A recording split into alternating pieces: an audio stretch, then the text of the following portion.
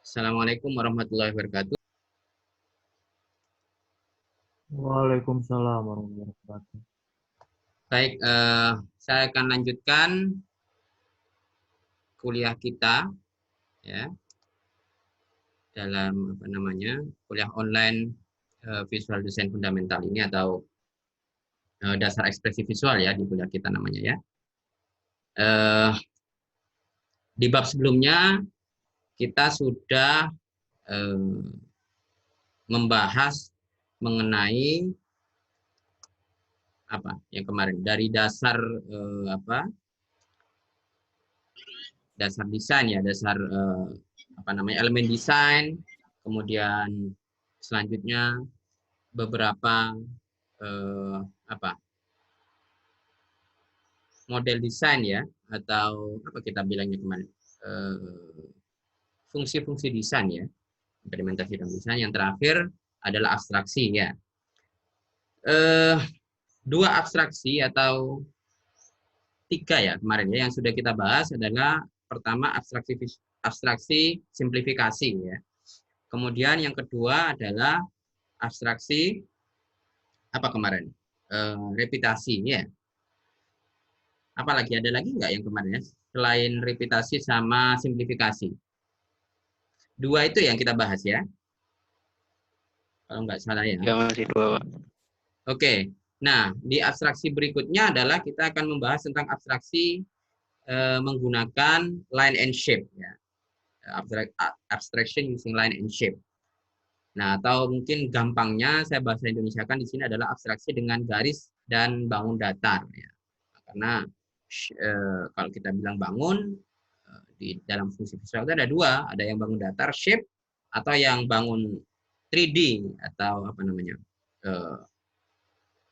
Apa kalau 3D itu bukan shape ya, apa namanya? Form ya. Form. Jadi makanya saya terjemahkan sebagai bangun datar karena untuk membedakan antara form sama shape ya. Yang dimaksud di sini adalah shape. Jadi bangun datar dua dimensi. Ya. Baik, saya lanjutkan. Jalan ya. Oke. Jadi di bab ini kita akan sajikan tentang metode abstraksi ketiga, yaitu menggunakan elemen garis dan juga bangun datar. Kalau kemarin kebanyakan hanya menggunakan bangun datar, lainnya hanya sebagai outline ya. Nah, sekarang berbeda. Jadi kita akan menggabungkan antara shape dengan line sebagai entitas sendiri-sendiri gitu ya. Jadi garis dan bentuk bangun datar ini akan dipadukan dalam satu desain dengan jarak yang dekat antara keduanya untuk mengintegrasikan mana bentuk yang objektif, yang positif, mana bentuk yang negatif ya dalam satu komposisi yang baik. Tujuannya kita paham tentang konsep perpaduan antara elemen garis dan bentuk bangun datar. Kemudian yang kedua kita juga mampu membuat karya desain dengan menggunakan kombinasi garis dan bentuk bangun datar tersebut. Ya. Oke, sudah. Oke, berikutnya, nextnya kok. Amin. Oke. Jadi pengantar abstraksi, ada yang masuk nih ya. Penggabungan garis dan bentuk datar. Jadi metode abstraksi ini, yang ketiga ini adalah metode abstraksi dengan menggunakan line and shape ya, menggunakan elemen garis dan juga bangun datar. Nah, konsep ini ditekankan pada keserasian antara garisnya dengan shape-nya, dengan bangun datarnya, yang saling berdekatan dan terintegrasi satu sama lain.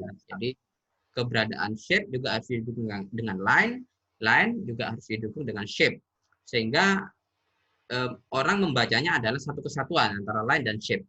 Meskipun gambarnya nanti sendiri-sendiri ya, antara shape sama line itu terpisah, tapi jaraknya biasanya dekat. Nah, namun pembacaannya adalah pembacaan komunal secara menyeluruh ya, antara line dan shape tersebut.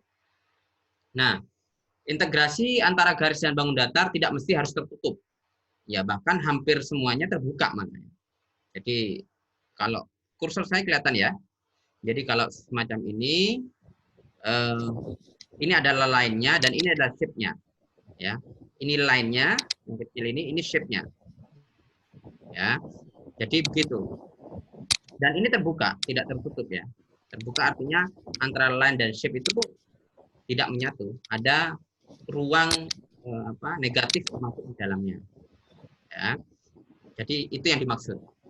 Ini contoh beberapa satu desain yang menggunakan elemen linear dari satu garis dan shape yang dikombinasikan antara menjadi satu gambar semacam ini. Oke, saya lanjutkan.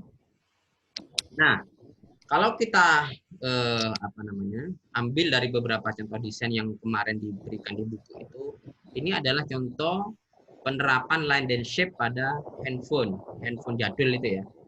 Jadi coba kalian lihat yang sebelah kiri ini. Nah, gampangannya begitu line and shape itu. Jadi objek positif dan negatifnya itu tidak harus enclose, tidak harus tertutup ya dengan satu outline. Contoh yang semacam ini, yang sebelah kiri atas itu contoh desain abstraksi menggunakan line and shape yang tidak enclosed ya. Shape-nya itu. Jadi terbuka. Jadi orang itu hanya membaca ini satu objek satu objek handphone jadul itu tersirat saja bahwa ini adalah objek utuh gitu ya. Namun kondisinya terbuka begini. Jadi tidak perlu membuat satu garis di sini atau di sini. Begitupun yang lain gitu ya. Yang ini itu, yang ini yang jepitan ini ya. Shape-nya ini, line-nya ini dan seterusnya. Ya, inisialnya proses inisialisasinya sama, tapi kalau abstraksi yang simplifikasi yang kemarin dia tidak hampir ada jedahnya, ada bedanya ya, yang objek positif dengan yang negatif. Nah, di abstraksi line and shape ini antara positif dan negatif itu seakan-akan sudah merging menyatu ya antara mana line-nya, mana shape-nya, mana objek positifnya dan negatifnya. Jadi lebih ke imajinatif di sini. Kondisi objek positifnya itu lebih ke imajinatif karena memang kebanyakan di metode abstraksi line and shape ini objek itu tidak tertutup ya, tidak membentuk satu objek tertentu, misalkan kotak atau apa ya. Nah, banyak beberapa garis yang terbuka semacam ini. Jadi orang memang kekuatan desainnya di sini ada pada implied object yang bisa dibaca secara tersirat gitu loh ya. Jadi makanya outline-nya ini dimainkan. Jadi begitu. Oke, kita lanjut dulu biar nanti lebih dalam. Nah, fokus dalam studi abstraksi di sini adalah untuk mengeksplorasi bagaimana menggunakan garis tunggal ataupun garis yang direpetisi, diulang-ulang ya, kayak kemarin ya, untuk menciptakan satu keharmonisan ketika dipadukan dengan bentuk bangun datar gitu ya. Jadi memberikan perpaduan antara line dengan shape itu kan sebenarnya dua elemen yang berbeda ya. Itu harus terpadu gitu ya, karena nanti line itu yang akan mendukung shape membentuk satu objek yang tersirat begitu ya. Jadi di situ. Nah, dengan menggunakan kombinasi garis dan bangun datar ini, maka bentuk positif atau bentuk negatif desain akan lebih kuat integrasinya begitu ya. Orang akan membaca ini sebagai bentuk handphone itu akan lebih kuat. Bayangkan antara shape dengan line-nya nanti misalkan sendiri-sendiri, maka kacau di sini.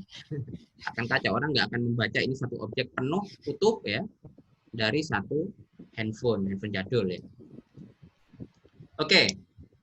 Selanjutnya di abstraksi sebelumnya banyak manipulasi tentang bangun datar menjadi satu bentuk inisial ya. Kayak kemarin jepitan, kemudian plong-plongan ya dan sebagainya itu ya. Kemudian di abstraksi simplifikasi itu di outline begitu ya, kemudian dibuang gradasinya menjadi bentuk hitam putih saja. Nah, itu kan kemudian di cropping menjadi diambil inisialnya saja dari objek utuh itu gitu ya. Nah, umumnya konsep gambar inisial ketika elemen garis itu dijadikan dasar membuat bangun datar, maka yang dilakukan pertama orang adalah membuat garis outline yang sebelah ini. Ya, kita misalkan mau membuat inisial apa ini ya? Gentong apa ini ya? Orang ya. Umumnya kan memang begini ya, membuat outline-nya dulu. Garis luarnya dulu baru digambar, isinya apa gitu.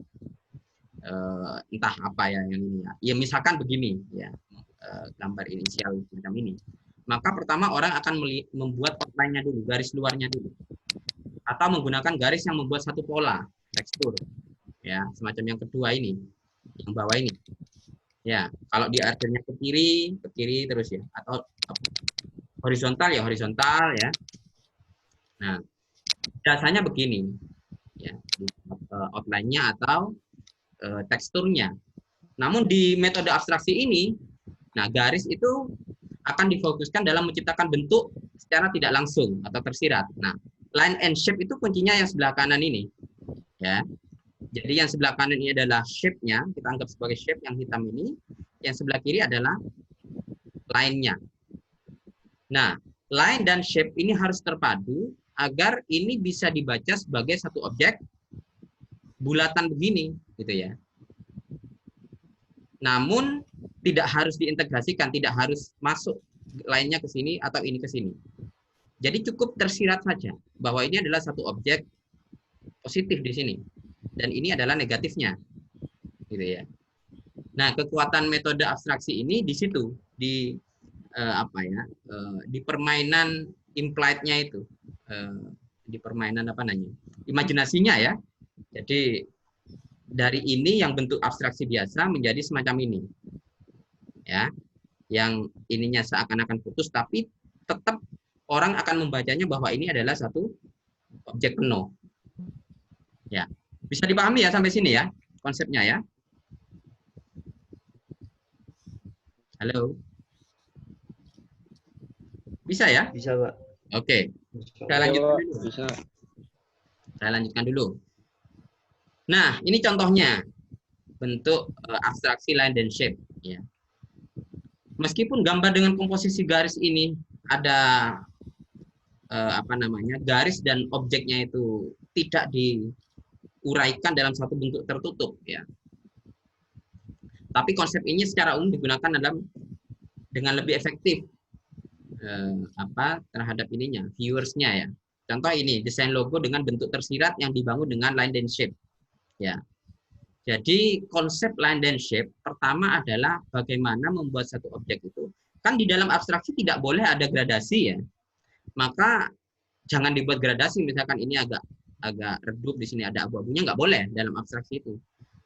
Harus solid semuanya. Ya. Oleh karena itu, kalau dibuat solid biasa seperti yang abstraksi simplifikasi kemarin ya tujuannya tidak sampai ke implied ini ya. Jadi kurang. Nah, ini adalah konsep yang lebih tinggi dari hanya sekedar simplifikasi kemarin. Makanya kemudian yang objek apa ini topeng ini ya, kemudian dibagi dua, yang sebelah kanan dibuat shape-nya, lebih dianggap sebagai shape yang hitam itu ya. Kita anggap ini adalah sebagai shape hitam, objek positif dari separuh objek positif dari topeng itu. Yang sebelah kiri sebenarnya objeknya negatif tapi dibuat implied gitu ya, dibuat garis-garis. Nah, makanya kemudian di sini ini putus ya, tidak ada outline di sini. Ini juga begitu. Ya. Sehingga ini dan ini saling terpadu. Tidak boleh garisnya kemudian menceng ke sini ya. Nah, orang tidak akan melihat ini jadi satu kesatuan objek topeng kalau ini dipisah gitu ya. Makanya kemudian yang ini dipadukan, cuman satunya menjadi objek shape, satunya menjadi objek line. Tapi dengan dua objek yang berbeda ini tetap ini dibaca sebagai objek yang utuh gitu ya. Dengan ya membacanya memang dengan implied, tersirat ya, bahwa ini juga sama dengan kanan dan kiri. Tapi kan kesannya memang cahaya yang datang dari kiri ya. Cahaya yang datang dari kiri, kemudian ini adalah bayangannya. Tapi bukan bayangan.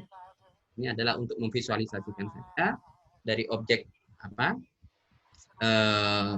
topeng itu menjadi ini. Menjadi abstraksi, tapi dengan shape and line. Gitu ya. Line dan shape. Contoh ini pembuatan yang misalkan ya di dalam kemarin kita membuat satu objek handphone, kemudian kita mapping dalam satu inisial tertentu semacam ini. Nah, dalam ketika kita membawa ke line dan shape, ini harus dimodifikasi. Jadi biar objeknya tidak terperangkap, gitu ya gampangannya di sini. Jadi kalau kita membuat satu semacam ini, line dan shape ini dianggap line-nya, ini shape-nya, maka dalam konsep di buku itu dibilangnya bahwa ini adalah ada potongan yang terjebak, nggak boleh semacam ini. Ini ya, putihnya ini terjebak, bahasanya di situ. Nah, tidak ada ruang kosong yang tembus ke sini. Ini masih dianggap sebagai objek ini positif, ini negatif gitu ya. Ini positif yang hitam, ini negatif. Oleh karena itu dalam konsep line and shape itu harusnya begini. Sehingga orang akan lebih membaca bahwa ini adalah satu objek yang tersirat gitu ya. Dari ini menjadi ini gitu ya. Sehingga juga di dalam buku itu dikatakan bahwa tidak ada objek yang terjebak di dalam ini. Karena antara objek yang positif dengan negatif itu sudah integrate ya, sudah menyatu. Cuman memang kemudian dimodifikasi ini terbuka, kemudian ini digaris ya, biar dianggap ini adalah sebagai objek. Kemudian ini juga bayangan atau outline-nya di sini ya. Nah, jadi begitu konsepnya. Jadi dengan menggunakan garis, bagian negatif putih lebih terlihat terintegrasi antara mana yang objek, mana yang background, mana yang objek positif, mana yang objek negatif, gitu ya. Nah, dalam prinsip Gestalt tertutup memungkinkan mental viewer melihat bentuk ini secara sempurna, ya. Jadi begitu konsepnya. Oke, saya lanjutkan dulu. Nah, ini juga ini. Contoh lagi gambar di bawah ini yang banyak menggunakan garis tebal yang digunakan untuk satu kontras bagian bentuk positif yang solid. Sedangkan bentuk negatif putih dibuat kontras dengan bagian positif untuk mencapai komposisi yang terintegrasi dan mencerminkan satu kesatuan variasi antara line dan shape. Ya. Jadi ingat bahwa konsepnya line dan shape itu pertama adalah harus terbuka antara ruang negatif dengan positif. Nggak boleh terjebak kayak yang tadi ya. Ini terbuka, dan sebagainya. Tapi bukanya jangan sembarangan. Harus melihat pola seakan-akan garis cahaya datangnya dari mana. Misalkan ini, kira-kira cahaya datangnya dari mana? Dari kanan ya, dari kanan. Sehingga line-nya di sini dibuka, Begitupun juga ini handphone ya, handphone jadul. Gambar apa ini? Gambar LCD ini juga dianggap bahwa ini adalah kena cahaya, ya, atau ini yang kena cahaya, ini yang bayangannya. Namun secara satu kesatuan orang tetap bisa melihat bahwa ini adalah satu objek yang utuh antara mana line-nya dan shape-nya.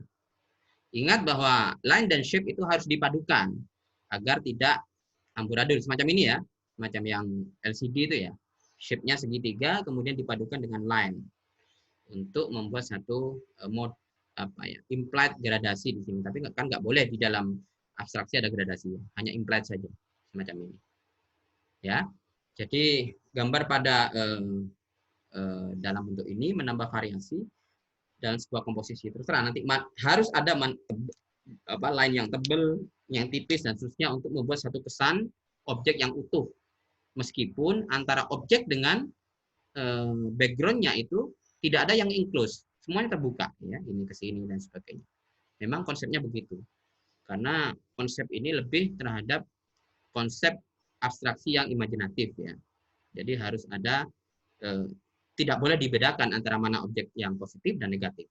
Semuanya dibuka dengan didukung oleh line ya. Yang awalnya mungkin ini adalah shape tertutup begini ditransformasi menjadi sebagian shape, sebagian line semacam ini. Ya, oke. Selanjutnya. Jadi konsep penting di dalam abstraksi ini, jadi proyek dengan metode abstraksi kombinasi garis dan bentuk datar ini memungkinkan si desainer itu menggunakan semua elemen garis untuk membuat satu bentuk bangun datar. Namun desainer harus juga fokus pada penggunaan garis tersebut untuk menciptakan satu bentuk yang tersirat. Itu tantangannya adalah kalau kita nggak benar membuat mentransformasi antara objek yang solid menjadi line, nanti tidak bisa dibaca sama viewersnya. Makanya fokusnya di sini pada apakah saya dengan mengeliminasi bagian-bagian sebagian objek yang positif itu menjadi line, apakah tetap bisa dibaca menjadi satu objek yang implied atau tidak, gitu ya. Kalau Anda melihat masih cepat membacanya menjadi ini sebenarnya adalah satu objek yang menyatu, meskipun mungkin sebagian shape-nya dihilangkan, maka itu bisa dianggap sebagai implied shape ya. Kalau enggak ya maka gagal desain kalian membuat satu abstraksi menggunakan line and shape. Ya, jadi sekali lagi bahwa goal-nya adalah satu objek itu bisa menjadi implied shape, ya. Meskipun ada sebagian yang awalnya adalah objek utuh dipangkas menjadi garis, ya. Tapi tetap harus menyatu, ya. Semacam yang tadi, yang mana tadi ya? Nah, yang ini ya, terbuka semacam ini.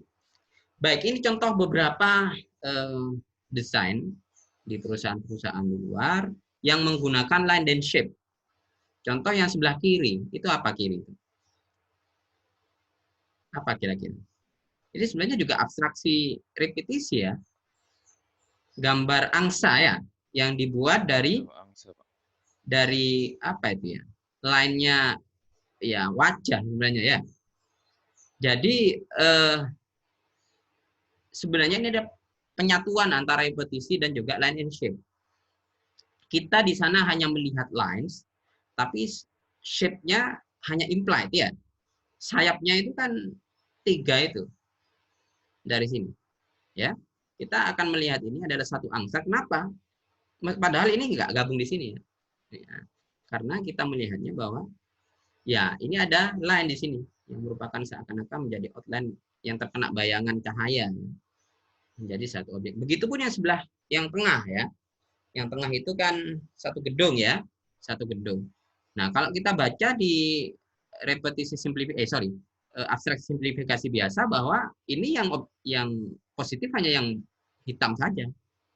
Tapi dalam konsep abstraksi line and shape ini tidak begitu bacanya ya. Ini adalah satu kesatuan gedung yang di sini memang shape-nya, yang ini adalah line-nya yang memang kita harus membacanya dalam satu kesatuan secara implied, secara tersirat gitu ya. Memang seninya di situ gitu ya. Ya.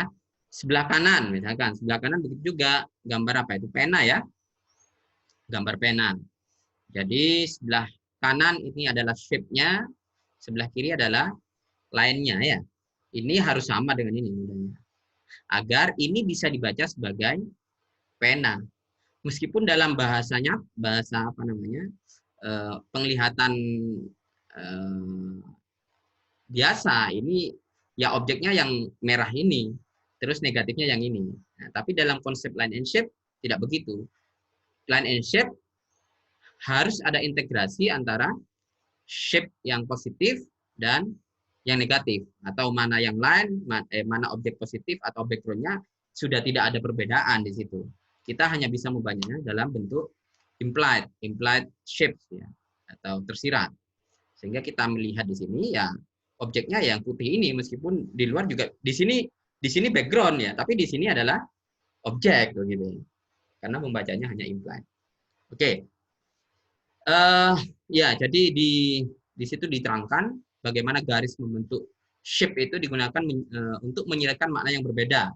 Si bagian di kiri itu menggunakan garis untuk merepresentasikan siluet ya dari wajah manusia yang di-repeat sebanyak 3 kali untuk mengisyaratkan bahwa itu adalah sayap angsa. Kalau cuma sekali mungkin kita nggak bisa membaca ya.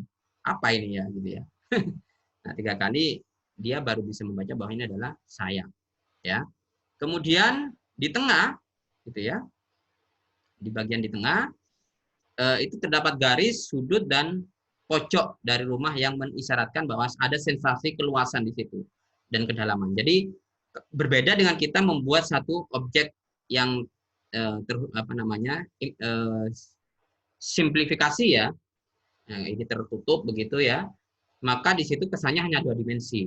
Nah, untuk membawa dari 2D ke 3D dalam satu abstraksi yang tidak dibolehkan ada gradasi, tidak dibolehkan ada warna dan lain-lain, tidak dibolehkan ada tekstur, maka caranya adalah bisa dengan membuat abstraksi dengan line and shape semacam yang kanan ini. Nah, kalau begini kan kita melihat bahwa ada kedalaman di situ, ada luasnya ke belakang gitu ya. Jadi begitu kuncinya. Jadi memadukan antara mana objek yang positif dengan yang negatif. Nah, yang sebelah kanan itu adalah kombinasi antara garis dan bentuk yang dipasang pada ruang negatif terhadap bentuk pena yang bisa kita baca secara implied saja, secara tersirat. Ya. Jadi harus ada, kalau ini tidak didukung dengan shape begini, maka ini akan hambar rasanya. Misalkan sama-sama lainnya di sini. Ya selain memang susah dibaca, maka ini juga hambar. Tidak benar dalam konsep line and shape. Jadi harus ada yang dibuat shape ya, yang ditebalkan semacam ini. Satunya cukup line saja. Jadi begitu. Oke, berikutnya. Oke. Nah, konsepnya seperti apa cara mengkonsep? Tadi kan konsep ininya ya, apa namanya? Gambaran luasnya, gambaran generalnya. Nah, cara mengkonsepnya adalah sama, semua abstraksi harus melalui simplifikasi dulu. Ya, makanya proyek yang Anda lakukan harus terus-menerus ya, dari satu objek yang kalian buat di awal itu dibuat menjadi repetisi, dibuat menjadi apa namanya line and shape dan seterusnya. Ya, pertama gunakan template 4x4 sebagaimana biasa. Kemudian untuk melakukan studi gambar inisial, lakukan tahapan sebagaimana pada proses simplifikasi yang dulu ya, stepnya seperti itu. Nah, di fase ini mungkin kita juga akan melakukan repetisi objek. Bisa jadi ya, karena kita akan mengulang, tapi kebanyakan tidak mengulang semuanya, hanya sebagian saja. Seperti yang pena barusan, yang diulang kan hanya line-nya saja, gitu ya. Nah, pengulangan itu tolong jangan terlalu banyak. Kalau terlalu banyak di situ akan menjadi semeraut. Coba bayangkan yang pena tadi diulangnya sampai 10 kali gitu ya. Maka nggak akan membentuk satu pena. Karena tadi yang garis yang diulang itu hanya mau mengisyaratkan satu apa namanya? Bayangan dari shape itu ya. Yang dipadukan dengan shape yang ada di sebelah kanannya tadi. Nah, beberapa studi ya, jadi di situ dikatakan bahwa repetisi sebaiknya 2 atau maksimal 3 kali saja sehingga tidak chaos ya. Kayak yang gambar angsa, gambar apa tadi, itu kan hanya 2 sampai 3 kali saja. Nah, beberapa studi bisa saja menganjurkan untuk menampilkan sebagian besar dari keseluruhan objek. Namun sebagian yang lain juga kadang hanya butuh sebagiannya saja. Untuk kalau memang membuat satu objek itu ya menampilkan dalam bentuk implied objek ya, andai orang itu susah membacanya, mungkin zoom Anda bisa ke zoom out gitu ya, bisa diperbesar lagi apa croppingnya itu ya. Karena kan ini berbeda dengan yang simplifikasi. Kalau simplifikasi kan utuh ya. Kalau ini kan kebanyakan ke implied object ya. Jadi yang awalnya utuh diganti menjadi garis. Kemudian hanya sebagian saja yang tetap menjadi shape gitu ya. Nah, perpaduan itu tidak mudah ya, saya kira. Oke, sudah diingatkan 10 menit lagi katanya. Oke, dalam melakukan komposisi, ketika melakukan sketsa pada bagian positif, pikirkan apa yang akan Anda perbuat terhadap bentuk negatifnya. Ya, bagaimana seharusnya elemen garis itu bisa diimplementasikan sehingga antara shape dengan line itu bisa menyatu gitu ya. Jadi itu yang tantangannya di situ. Kemudian setelah itu baru ganti objek dalam ukuran frame itu yang kita lakukan sebelumnya. Ya. Jadi kira-kira begitu. Nah, tutorialnya semacam ini. Sudah saya ya. Kita ekspresi visual.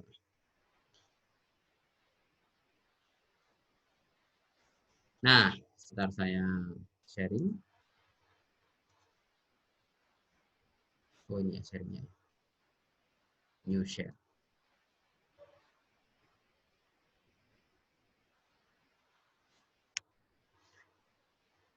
Sorry.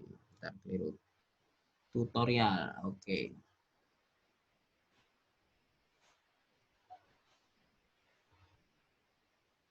Saya nah ini ya. Mana tutorialnya ini? Nah, kelihatan ya. Jadi proses produksinya, misalkan dari objek yang sudah Anda buat kemarin, maka Anda bisa lakukan semacam ini. Ya. Jadi pertama Anda harus outline, kira-kira dari itu apa yang bisa Anda, mana yang tetap dipertahankan sebagai shape, mana yang kemudian harus dikonversi menjadi line. Namun ingat bahwa line dan shape itu harus terintegrasi agar tetap bisa dibaca sebagai satu bentuk, meskipun itu tersirat gitu ya. Ini contoh ya, contoh dari beberapa objek itu, tapi di anunya nggak seberapa lengkap ya. Karena memang ini lebih ke imajinatif bagaimana Anda mengkonversi saja. Tiap orang mungkin konversinya berbeda-beda ya. Jadi kira-kira begitu secara dasar bahwa bagaimana mengkonversi dari yang abstraksi simplifikasi menjadi line dan shape. Ya, kuncinya tadi pertama adalah harus bisa dibaca secara tersirat. Yang kedua harus dibuka, tidak boleh ada satu objek yang tertutup antara negatif dengan positifnya, harus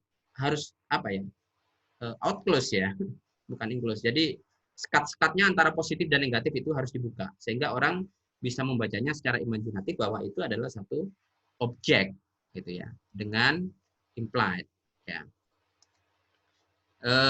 Baik, ada yang mau ditanyakan?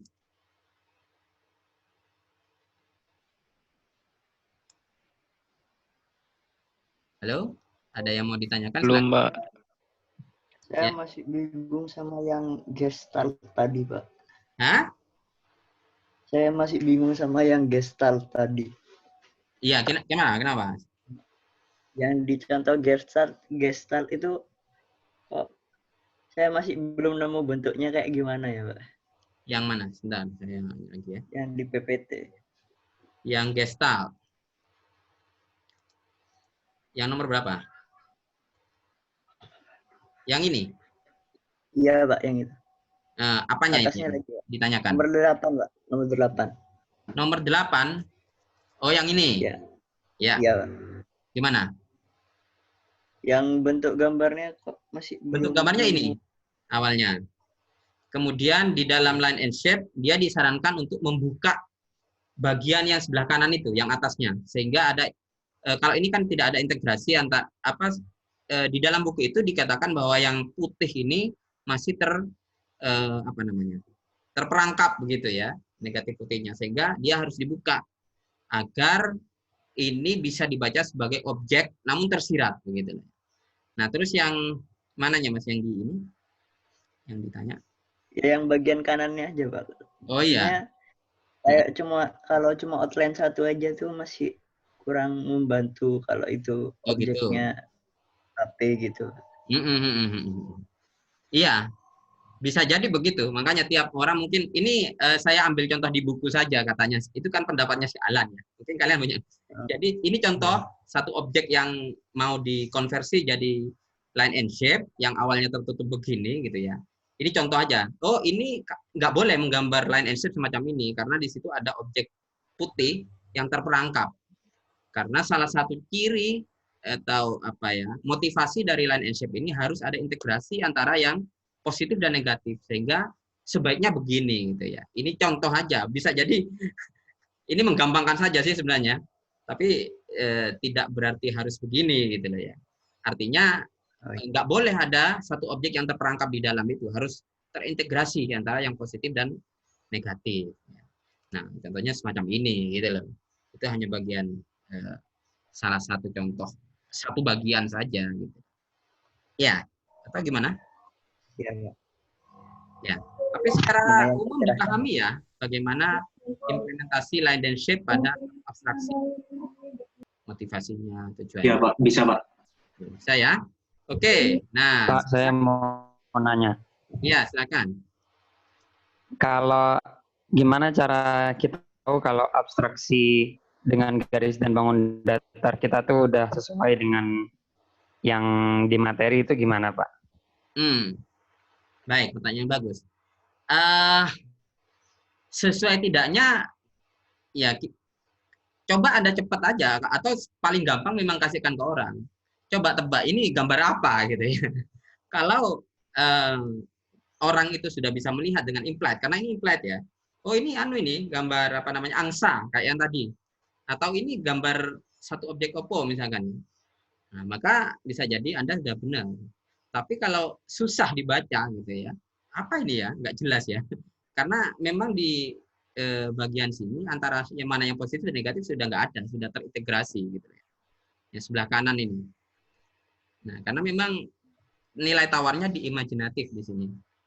Ya, paling tepatnya coba aja tanyakan sama orang atau Anda bisa kan mengira-ngira sendiri.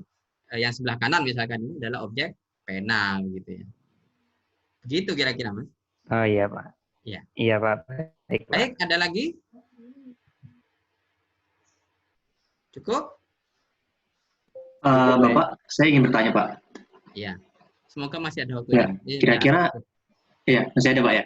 Ya, saya mau nanya, Pak, untuk tugas-tugas yang sebelum-sebelumnya itu kira-kira ada feedback nggak, Pak? Soalnya juga kadang kan, apa ya, untuk tugas-tugas yang sebelumnya, ada feedback nggak, Pak? Ada feedback tertentu gitu buat yang tugas yang kumpulkan? Oh iya.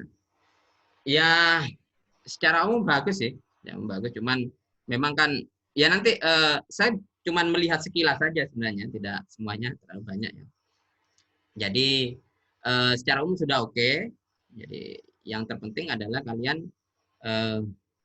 harus fokus terhadap inisialnya itu. Yang kemarin ya, terutama yang di UTS saya lihat masih banyak yang menampilkan semua setrika itu. Seharusnya kan ada potret yang bagian inisialnya saja gitu ya. Karena memang tujuan dari abstraksi begitu. Jadi inisial dari satu setrika itu. Ya. Kira-kira itu. Ya, iya baik, Pak. Menginisialisasikan satu objeknya itu yang teman-teman masih semuanya diambil utuh, jangan gitu ya. Inisialisasinya saja, kemudian Anda kembangkan menjadi abstraksi repetisi dan sebagainya yang ya butuh imajinasi untuk membentuk satu objek tertentu gitu ya. Saya kira itu aja sih, tergantung imajinasi masing-masing. Oke? Oh, baik, Pak. Terima kasih, Pak. Ya, nanti kalau saya sempat koreksi semua, pasti saya akan kasih feedback ya. Oke? Baik, Pak. Terima kasih, Cukup? Pak. Ada lagi? Cukup? Cukup sih, Pak. Sudah mungkin, Pak. Oke. Cukup, Pak. Baik, teman-teman. Terima kasih atas kuliah online-nya. Mungkin kita akan lanjutkan minggu depan ya. Minggu depan karena kita masih online kelihatannya, karena belum ada pengumuman lagi dari kampus untuk kembali kampus. Dan kondisi kelihatannya juga masih tambah kurang baik ya, apalagi di Surabaya. Surabaya tambah mengerikan ya. Jadi semoga kita doakan saja, semoga wabah ini segera berakhir ya. Baik, terima kasih atas join-nya. Kita ketemu minggu depan. Assalamualaikum warahmatullahi wabarakatuh. Waalaikumsalam warahmatullahi wabarakatuh. Waalaikumsalam warahmatullahi wabarakatuh.